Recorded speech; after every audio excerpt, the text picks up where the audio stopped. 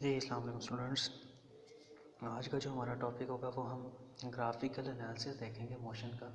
तो जिसमें सबसे पहले हमारे पास ग्राफ आता है जो कि किसी भी चीज़ को एनालाइज करने के लिए यूज़ किया जाता है। सो ग्राफ एक आपके पास पिक्टोरियल भी होता है प्रेजेंटिंग इंफॉर्मेशन को ग्राफ की फॉर्म में, यानी कि एक पिक्चर की फॉर्म में जो रिप्रेजेंट करने का जो प्रोसेस है इसको हम ग्राफ कहते हैं। और इसमें हम रिलेशनशिप देखते हैं बिटवीन टू वेरियस क्वांटिटीज़।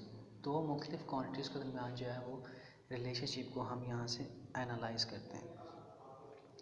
अब ये जो क्वांटिटीज़ होती हैं जिनके बिटवीन जो है ग्राफ प्लॉट किया जाता है, यानी कि वो दो क्वांटिटीज़ जिनका रिलेशनशिप हम एक दूसरे से देखना चाहते हैं उनको वेरिएबल्स कहा जाता है। इनमें से जो एक क्वांटिटी है उसको इंडिपेंडेंट क्वांटिटी कहते हैं और दूसरी जो क्वांटिटी होती है जो कि इंडिपेंडेंट क्वांटिटी पे डिपेंड कर रही होती है उसको हम डिपेंडेंट क्वांटिटी कहते हैं।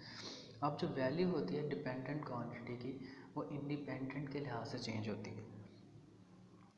सबसे पहले हमारे पास डिस्टेंस टाइम ग्राफ आएगा। अब डिस्टेंस टाइम ग्राफ में हम देखेंगे कि डिस्टेंस हमारा जो है वो कितना चेंज हो रहा है विद रिस्पेक्ट टू टाइम। ये यूज़फुल है हमारे पास मोशन ऑफ ऑब्जेक्ट्स को स्टडी करने के लिए ग्राफ के ज़रिए। जो टर्म डिस्टेंस और डिस्प्लेसमेंट है ये दोनों हम यूज़ करेंगे इंटरचेंजेबली।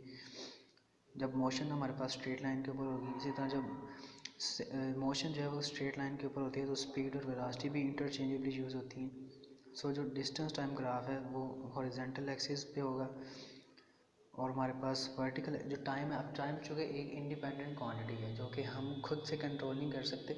टाइम एक आपके पास इंडिपेंडेंट क्वांटिटी है और इसको हम कंसीडर करेंगे एक्स एक्सिस के ऊपर। एक्स एक्सिस के ऊपर नॉर्मली वो क्वांटिटीज़ नहीं जाती हैं जो कि इंडिपेंडेंट होती हैं और वाई एक्सिस के ऊपर आपके पास डिस्टेंस आएगा जो कि वो टाइम के लिहाज से हमारा चेंज होगा, इसलिए वो डिपेंडेंट है और टाइम के ऊपर डिपेंड कर रहा है, इसलिए वो वाई एक्सिस के ऊपर आएगा या हम कहेंगे वर्टिकल एक्सिस के ऊपर आएगा। सबसे पहले आपके पास केस है जिसमें ऑब्जेक्ट आपका एक रेस्ट में है। तो जब ऑब्जेक्ट हमारा रेस्ट में होगा तो कोई भी डिस्टेंस जो है वो कवर नहीं करेगा। टाइम हमारा जो है वो इंक्रीज़ होता जा रहा है बट डिस्टेंस आप देख सकते हैं कि हमारा जो है वो इंक्रीज़ नहीं होगा। इस केस में हमारे पास जो ग्राफ आएगा वो आपके पास हॉरिजॉन्टल लाइन आएगी जो कि पैरेलल होगी एक्स एक्सिस के। ये आप देख सकते हैं कि डिस्टेंस टाइम ग्राफ है जब ऑब्जेक्ट हमारा जो है वो एट रेस्ट है। एक आपके पास रेड लाइन है जो कि हॉरिजॉन्टल लाइन है पैरेलल टू एक्स एक्सिस। ये इंडिकेट कर रही है कि टाइम आपका इंक्रीज़ हो रहा है बट डिस्टेंस आपका चेंज नहीं हो रहा है क्योंकि ऑब्जेक्ट आपका एट रेस्ट है। सेकंड केस हमारे पास आता है जिसमें ऑब्जेक्ट हमारा जो है वो मूव कर रहा है कांस्टेंट स्पीड के साथ। जब स्पीड ऑफ ऑब्जेक्ट जो है वो कांस्टेंट है और उसका इक्वल कवर कर रहा है, वो इक्वल डिस्टेंसेस को कवर कर रहा है इक्वल इंटरवल ऑफ टाइम के अंदर, तो उसका जो ग्राफ होगा वो आपके पास एक स्ट्रेट लाइन होगी।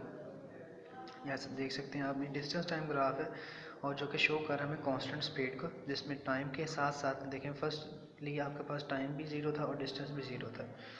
देन टाइम 5 सेकंड है और डिस्टेंस हमने 10 मीटर का कवर किया है। देन अगले 5 सेकंड में अगेन 10 मीटर का डिस्टेंस कवर किया है। एक रेगुलर पैटर्न के अकॉर्डिंगली आपकी स्पीड जो है इंक्रीज़ होगी, जो कि आपका डिस्टेंस भी बढ़ रहा है और टाइम भी बढ़ रहा है। हर इंटरवल में आप देखें 5 सेकंड इंटरवल है और डिस्टेंस जो है वो 10 सेकंड का 10 मीटर्स का। ये हमारे पास जो है आपके पास ऐसा ऑब्जेक्ट है जो कि कांस्टेंट स्पीड के साथ मूव कर रहा है। थर्ड केस हमारे पास ऐसा है जिसमें हमारे पास ऑब्जेक्ट जो वो वेरिएबल स्पीड के साथ मूव कर रहा है। वेरिएबल स्पीड का मतलब है कि कभी उसकी स्पीड ज़्यादा हो रही है, कभी कम हो रही है और कभी कांस्टेंट भी हो सकती है। जिसका अगर हम ग्राफ के ऊपर फोकस करें तो हम एक रेगुलर पैटर्न नहीं है बल्कि एक इरेगुलर शेप हमारे पास आ रही है, चूँकि ये आपके पास क्या है ऐसा ऑब्जेक्ट है जो कि वेरिएबल स्पीड के साथ मूव कर रहा है। उसकी वेलोसिटी इनिशियली ज़ीरो थी, फिर उसकी वेलोसिटी बढ़ना स्टार्ट हुई, फिर एकदम से पीक वैल्यू आपके पास आ रही है। अगर हम किसी भी इंटरवल के ऊपर चाहते हैं कि हम चेक करें कि उसकी उस इंटरवल में स्पीड क्या है, तो वहाँ पे हम जो है उसका टेंजेंट ड्रॉ करके वहाँ पे उसकी स्लोप फाइंड करेंगे। तो स्लोप से हम जो है उसकी उस इंटरवल के ऊपर जो है वो स्पीड जो है उसको कैलकुलेट कर सकते हैं।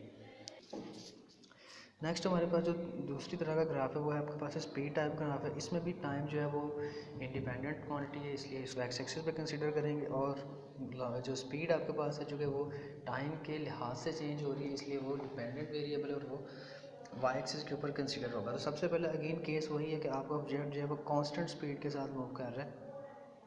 जब आपका ऑब्जेक्ट जो है वो कांस्टेंट स्पीड के साथ मूव करेगा तो इसकी जो आपके पास लाइन बनेगी, वो जो इसका ग्राफ बनेगा वो आपके पास एक हॉरिजॉन्टल लाइन होगी जो कि पैरेलल होगी एक्स एक्सिस के। सो यहाँ पे हम देख सकते हैं कि आपके पास ऑब्जेक्ट जो है वो एक कांस्टेंट स्पीड यानी कि 4 मीटर पर सेकंड के साथ मूव कर रहा है और टाइम इंक्रीज़ होता जा रहा है। पहले 5 सेकंड में भी उसकी स्पीड 4 है, अगले 5 सेकंड में भी 4 है, अगले यानी कि 10 से 15 सेकंड का जो इंटरवल है उसमें भी सेम स्पीड है, कांस्टेंट स्पीड के साथ मूव कर रहा है ऑब्जेक्ट हमारा। नेक्स्ट सेकंड केस का आपके पास ये कि ऑब्जेक्ट जो है मूव कर रहा है यूनिफॉर्मली चेंजिंग स्पीड के साथ, यानी कि यूनिफॉर्म एक्सेलरेशन इसके अंदर प्रोड्यूस हो रहा है, यानी कि उसकी जो वेलोसिटी है वो हर इंटरवल में वो सेम है। सो ये आपके पास वो केस है।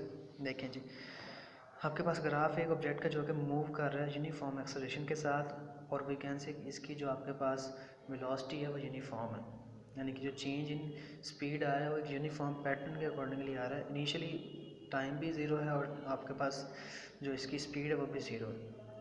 अब 5 सेकंड का टाइम गुजरा और ऑब्जेक्ट ने 2 मीटर पर सेकंड की स्पीड है वो गेन कर ली। उसके बाद नेक्स्ट 5 सेकंड का टाइम इंटरवल गुजरा और उसकी जो स्पीड है वो 2 से 4 होगी, यानी कि चेंज सेम है, 0 से 2, 2 से 4। सो 2 मीटर पर सेकंड का चेंज है वो स्पीड में आ रहा है हर इंटरवल में। उसके बाद अगर हम नेक्स्ट अगर पैटर्न ड्रॉ करें तो वो 10 से 15 का बनेगा और स्पीड आपकी इस इंटरवल में 6 हो जाएगी। सो हर इंटरवल में स्पीड क्या है वो सेम है। सो ये आपके पास यूनिफॉर्मली चेंज हो रही है, इसका मतलब है कि बॉडी के अंदर यूनिफॉर्म एक्सेलरेशन जो है वो प्रोड्यूस हो रहा है। नेक्स्ट जो है ग्राफ की यूटिलाइजेशन ये है कि हम इससे डिस्टेंस जो है कोई भी ऑब्जेक्ट जो है वो ट्रैवल कर रहा है वो कैलकुलेट कर सकते हैं। सो जो बेसिकली एरिया आपके पास बनेगा अंडर द ग्राफ, ये आपके पास एक स्पीड टाइम ग्राफ है एक कार का और टाइम इंटरवल 30 सेकंड का, तो उसकी आपके पास एक शेप बनी है। इस शेप को हम किसी भी नियरेस्ट जो है रेक्टेंगुलर शेप में ट्रायंगुलर शेप में कन्वर्ट करके तो जो डिस्टेंस उस ऑब्जेक्ट ने इस 30 सेकंड के टाइम इंटरवल में कवर किया है वो कैलकुलेट कर सकते हैं। सो बेसिकली ग्राफ ड्रॉ करने का एक फ़ायदा ये भी होता है कि हम कोई भी अननोन क्वांटिटी भी जो है उसको कैलकुलेट कर सकते हैं। तो जो एरिया अंडर आ स्पीड टाइम ग्राफ आपके पास रिप्रेजेंट करेगा जो डिस्टेंस ट्रैवल किया ऑब्जेक्ट ने।